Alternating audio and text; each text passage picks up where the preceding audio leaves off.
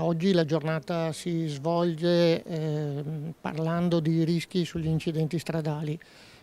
Con le ultime tecnologie i rischi sono sicuramente aumentati e lo scopo dei Vigili del Fuoco, in particolare del Comando di Treviso, è quello di rendere ridotti tutti i soccorritori su questi rischi. La giornata odierna pertanto vede la presenza anche della Polizia Stradale, dell'Arma dei Carabinieri, della Polizia Locale e anche il personale del 118 che insieme ai Vigili del Fuoco spesso interviene per primo negli incidenti. L'impatto dell'incidente stradale dipende da vari fattori.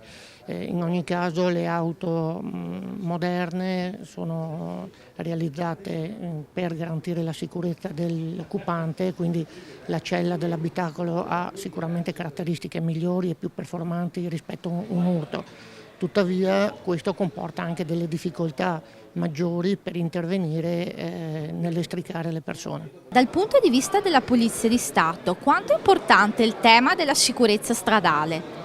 Tanto, perché purtroppo con le nuove tecnologie noi non siamo sempre abbastanza, non sappiamo sempre tutto, quindi dobbiamo purtroppo venirci a scuola anche noi come i ragazzini per imparare e per poter, quando arriviamo sul luogo dell'incidente, agire in modo consapevole e preciso. È un tema importante perché i veicoli elettrici ormai stanno prendendo il sopravvento, basta vedere anche a Conegliano che ci stiamo predisponendo per le centraline di ricarica delle autovetture.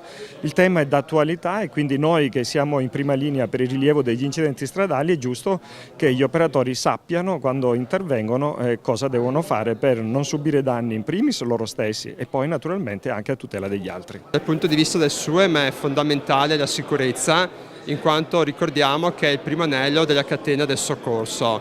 Sicurezza sia per gli operatori ma anche per gli astanti che possono intervenire in un evento come può essere un incidente.